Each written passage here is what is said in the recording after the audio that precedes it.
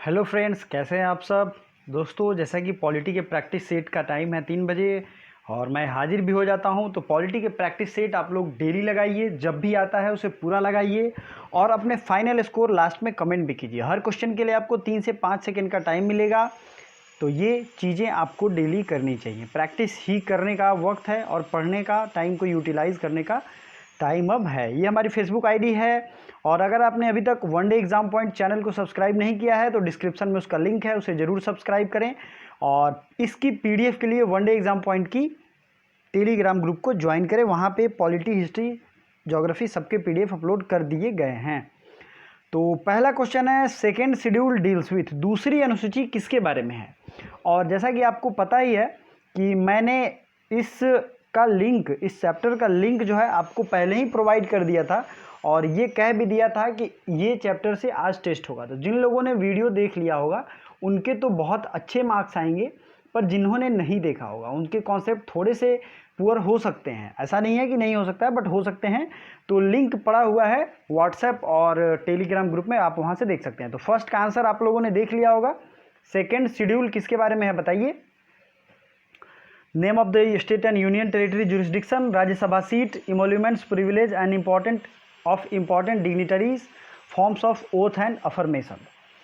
तो बताइए, ये जो है सेकेंड शेड्यूल मतलब दूसरी अनुसूची, इमोल्यूमेंट्स, प्रिविलेज एंड पर्क्स जितने भी होते हैं, प्रधानमंत्री, राष्ट्रपति, governor, speaker and deputy speaker of Lok Sabha, chairman and deputy chairman of Rajya Sabha, इनके जितने भी वेतन, इनके भत्ते, ये सब जो मिलते हैं ये दूसरी अनुसूची में है।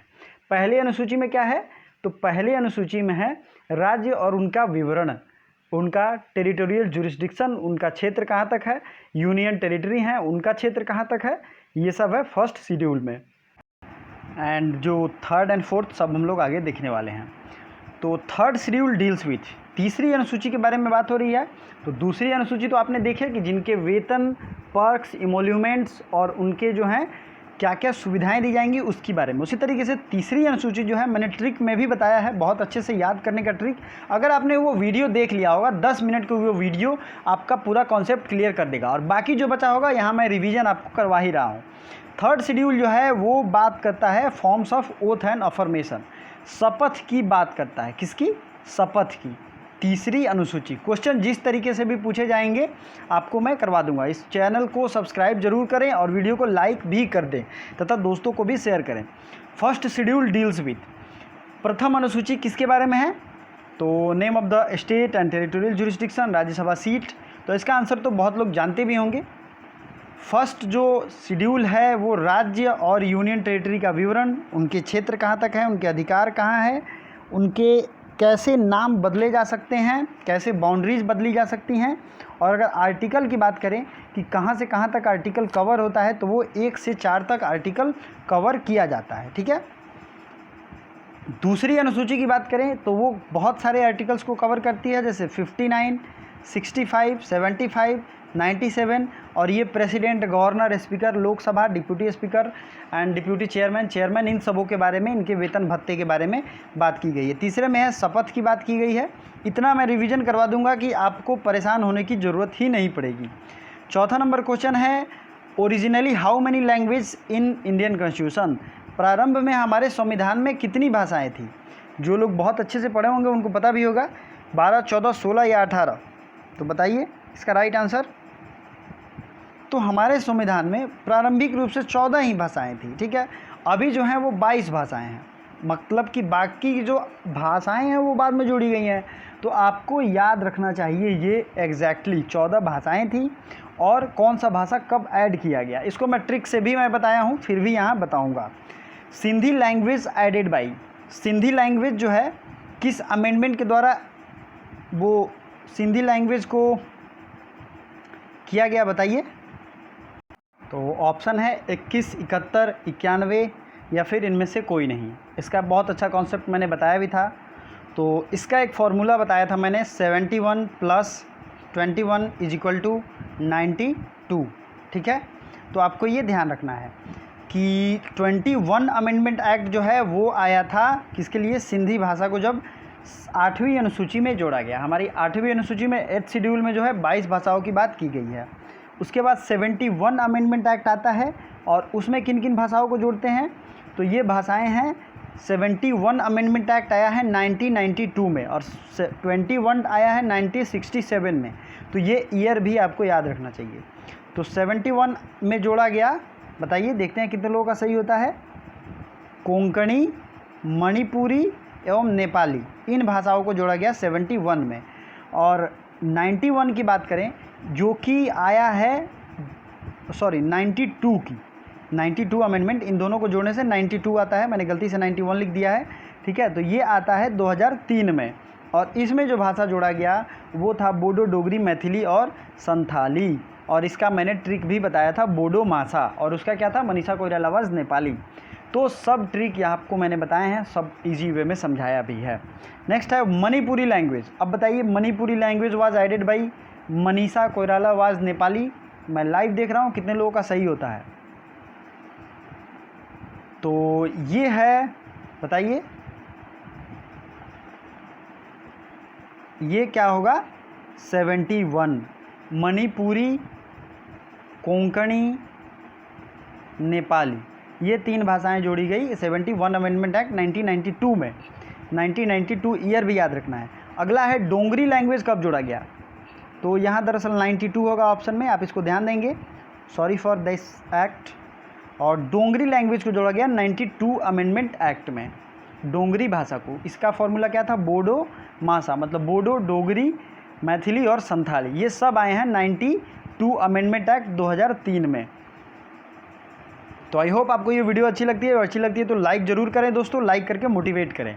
Assam mentioned in dash schedule, इसका तो मैंने बहुत अच्छा ट्रिक भी आपको बताया था। असम किस अनुच्छेद में वर्णित है, अनुच्छेद 5, 7, 6 और 4, बताइए, अनुसूची, सॉरी अनुच्छेद मैं कह रहा हूँ। तो असम का वर्णन है अनुसूची 6 में, और इसका मैंने ट्रिक क्या बताया था, असमित्री मेघा, मतलब असम, उसके बाद क्या है, मेघालय, त्रिपुरा और मिज़ोरम, ठीक है। तो असम मित्री, मी से, मित्री से मिज़ोरम, त्रिपुरा, अब मेघा से मेघालय। तो इतना आपको याद रखना है, ये है 6 शेड्यूल में। 5th शेड्यूल में क्या बात की गई है, तो अगला क्वेश्चन इसी के बारे में है, SC एंड ST एरियाज़ के बारे में। Schedule caste and schedule tribe areas होते हैं जिसके बारे में रेगुलेशन बनाने का अधिकार प्रेसिडेंट को है। तो ये किस अनुच्छेद अनुसूची में वर्णित है, माफ़ करना दोस्तों मैं बार बार अनुच्छेद बोल दे रहा हूँ। एक दिन आर्टिकल पे भी टेस्ट लिया जाए, आप कमेंट करके बता सकते हैं कि आर्टिकल पे टेस्ट कब लिया जाए, आर्टिकल्स पे भी वीडियो ट्रिक के साथ पड़ी हुई हैं, ठीक है। अगर आपने ये इस चैप्टर की वीडियो ट्रिक के साथ नहीं देखी है तो ज़रूर देखिए, बहुत ज़्यादा यूज़फुल है। SC ST एरियाज़ के बारे में आर्टिकल 5 में बताया गया है। आर्टिकल मैं बार बार बोल रहा हूँ, शेड्यूल 4 क्या है, तो शेड्यूल 4 है allocation of seats in the Rajya Sabha to the states and the union territory, ये 4 है। Meghalaya mentioned in which schedule, आपने ये देख लिया, अब तो इसका आप आंसर आराम से कर सकते हो। तो मेघालय के बारे में वर्णन है 5 या 6, बताइए राइट आंसर। मैं देख रहा हूँ अब कितने लोगों का सही होता है, तो ये है 6 में, ठीक है, 2 राइट आंसर होगा। ओथ एंड अफर्मेशन, शपथ के बारे में वर्णन किस शेड्यूल में है, शपथ के बारे में बताइए। मैंने ऊपर ही बताया था, ये है 3रा अनुसूची, और इसमें किस किस प्रधान डिग्निटरीज़ के शपथ के बारे में है, बताइए। तो मैं देख रहा हूँ कितने लोगों का सही होता है, ध्यान से सुनिए। The union minister, the candidates for the election to the president, member of parliament, जज ऑफ सुप्रीम कोर्ट, CAG, ठीक है, और MLA के जो इलेक्शन लड़ेंगे या फिर MLA चुने जाएंगे उन दोनों के। दूसरा है जज ऑफ हाई कोर्ट, इन लोगों के ओथ मतलब शपथ और उनके अफर्मेशन से रिलेटेड इन्फॉर्मेशन है 3री अनुसूची में। तो वीडियो को लाइक करते चलिए, आगे बढ़ते हैं। नेपाली लैंग्वेज किस अनुसूची में जोड़ा गया, तो बताइए इसका राइट आंसर। इसका तो मैंने ट्रिक बताया ही है, मनीषा कोइरालावाज नेपाली। तो क्या होगा राइट आंसर, बताइए, देखते हैं। अब अभी भी किस लोगों का गड़बड़ हो रहा है। Manisha Koirala was Nepali 71 amendment act 1992। ठीक है दोस्तों। अगला है लैंड रिफॉर्म्स, भूमि सुधार is mentioned in which schedule. भूमि सुधार किस अनुसूची में वर्णित है, बताइए। तो लैंड रिफॉर्म्स ये एक एक्ट आया था और इसके बाद एक शेड्यूल भी जोड़ा गया। तो ये बहुत बड़ी बात थी, उस समय भारत स्वतंत्र हुआ था और ज़मींदारी हर तरफ छाया हुआ था, इसकी वजह से ज़मींदारी सेटलमेंट एक्ट लाया गया, इसे ही लैंड रिफॉर्म्स एक्ट कहते हैं। और ये भारत का प्रथम संविधान संशोधन था 1951 में। और हमारा लोकसभा प्रथम गठित कब होता है, 1951 में चुनाव होता है, 1952 में लोकसभा रन करने लगता है। तो लैंड रिफॉर्म्स जो है ये जोड़े गए हैं 9th शेड्यूल में। किस में जोड़े गए हैं, 9th शेड्यूल में। नेक्स्ट है एंटी डिफेक्शन लॉ, दल बदल विरोधी कानून, ये किस अनुसूची में जोड़ा गया है, तो बताइए राइट आंसर। दल बदल विरोधी कानून ये जोड़ा गया है 10वीं अनुसूची में। ठीक है, तो 3 जो है वो राइट आंसर होगा इसका 10वीं अनुसूची में। 15 नंबर क्वेश्चन है एंटी डिफेक्शन लॉ दल बदल विरोधी कानून केम into effect by which act. तो इसको जरा, तो अगर एंटी डिफेक्शन लॉ की बात करें ये किस संशोधन से आया, तो ये था 52 संविधान संशोधन, राजीव गांधी के टाइम में ये एक्ट आया है। और इससे जो है बहुत सारे सुधार किए गए, जो लोग इस पार्टी को छोड़ के उस पार्टी में जाते थे उनको बंद किया गया। और ये आया है 1985 में। तो ये दोनों चीज़ें आपको याद रखनी है, 1985 में ये एक्ट आया है। नेक्स्ट आपके सामने है म्यूनसिपालिटी मेंशन्ड इन, मतलब नगर पालिका। नगर पालिका जो है वो किस अनुसूची में वर्णित है, नगर पालिका, बताइए। म्यूनसिपालिटी, तो ऑप्शन यहाँ आपके सामने है, अनुसूची 8, 9, 10 या 11, कौन सा हो सकता है बताइए। म्यूनसिपालिटी की बात हो रही है और पंचायती राज, दोनों आपको याद रखना है। तो म्यूनसिपालिटी थी 12 अनुसूची में, 12 शेड्यूल में, और पंचायती राज है 11th शेड्यूल में। पंचायती राज एक्ट आया था 73 अमेंडमेंट एक्ट 1992 में, मतलब पहले आया है पंचायती राज एक्ट, उसके बाद आया म्यूनसिपालिटी एक्ट 1992 में। दोनों आया तो 1992 में, लेकिन अमेंडमेंट अलग है। 73 है पंचायती राज, 74 है जो 12th शेड्यूल में बात की गई है म्यूनसिपालिटी की। और पंचायती राज में 29 मैटर हैं, ये ध्यान रखिएगा, पंचायती राज में 29 मैटर हैं। और अगर इसकी बात की जाए म्यूनसिपालिटी में तो मात्र 18 मैटर, मतलब सब्जेक्ट इसके हैं जिस पे कानून म्यूनसिपालिटी के अंतर्गत आता है। ठीक है, तो Panchayati Raj came into effect by which amendment, ये मैंने अभी बता दिया है। और इसका मैं आंसर नहीं बताऊंगा क्योंकि मैं देखता हूँ कितने लोगों का लाइव सही हो रहा है। ठीक है, बहुत सही, बहुत सही, बहुत अच्छे, वेरी वेरी थैंक यू। आप लोग बहुत मेहनती हो, मैं जानता हूँ सबका रिजल्ट होगा। पंचायती राज मेंशन्ड इन विच शेड्यूल, तो ये कौन सी शेड्यूल है, तो ये 11th शेड्यूल है, मैंने अभी ही बताया। नेक्स्ट है first amendment deals with, first amendment किस चीज़ से रिलेटेड था, तो फर्स्ट अमेंडमेंट जो था वो ज़मींदारी सेटलमेंट या फिर एंटी ज़मींदारी लॉ था। और ये 1951 में पास किया गया था, फर्स्ट अमेंडमेंट नाम से जाना जाता है। इसमें क्या किया गया था कि कुछ लॉज बनाए गए थे कि जो कि सरकार अगर ज़मीनें लेती हैं तो उसको, तो वो व्यक्ति जुडिशरी के शरण में नहीं जा सकता था, ये कह के कि ये हमारे फंडामेंटल राइट का वायलेशन है। तो इसलिए इसके लिए एक अलग शेड्यूल बनाया गया 9th शेड्यूल में। मतलब आपके पास 500 बीघा ज़मीन है तो सरकार को ये अधिकार है कि आपके पास जितना रहना चाहिए उतना रहने दे और बाकी जो ज़रूरत से ज़्यादा है वो दूसरे गरीब में बांटा जाए। इसलिए ये एक्ट जो है सोशलिस्ट पॉलिसी को दिखाती है और जुडिशियल स्क्रूटनी से बाहर करने के लिए एक शेड्यूल ही अलग से बना दिया जाता है। कब आता है, 1951 में।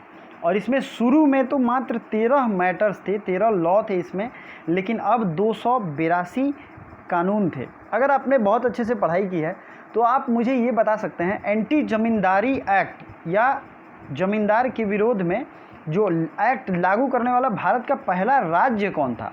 ये जो बहुत जीनियस होंगे, बहुत पढ़े होंगे अच्छे से लॉ के बारे में, वही बता पाएंगे, या फिर जो न्यूज़पेपर भी पढ़ते होंगे वो ही बता पाएंगे। ठीक है, अब लेकिन कुछ इसमें प्रोविज़न किए गए बाद में। सुप्रीम कोर्ट ने ये रूल किया है 1973 में कि एटलीस्ट भले ही इस लॉ को सुप्रीम कोर्ट हटा नहीं सकती है, लेकिन इस शेड्यूल में जो लॉ बनेंगे उसकी जांच पड़ताल जरूर कर सकती है कि ये सही में सही है कि नहीं। ऐसा तो नहीं है कि बहुत ज़्यादा हाईनेस है, बहुत ज़्यादा लोगों को प्रताड़ित करने वाला है, तो ये आपको याद रखना है। Anti defection law 52 amendment act 1985 में बात की गई है, बाकी मैं पहले ही बता चुका हूँ। आपके लिए आज का क्वेश्चन है जिसको आपको कमेंट करना है, 71st अमेंडमेंट में कौन कौन से भाषाओं को जोड़ा गया था, मतलब 71st amendment act which language is added or added, जो भी 4 भाषाओं को जोड़ा गया, 3 भाषाओं को आपको कमेंट करना है ईयर के साथ। देखता हूँ कितने लोगों की मेमोरी कितनी अच्छी है। थैंक यू सो मच, आप लोगों का बहुत अच्छा रिवीजन हुआ होगा, तो वीडियो को लाइक कीजिए और ज़्यादा से ज़्यादा दोस्तों के पास भी शेयर कीजिए। वनडे एग्जाम पॉइंट का लिंक डिस्क्रिप्शन में दिया गया है, ज़्यादा वीडियोज़ देखने के लिए उसको आप सब्सक्राइब करें और अच्छे से तैयारी करें। Thank you so much.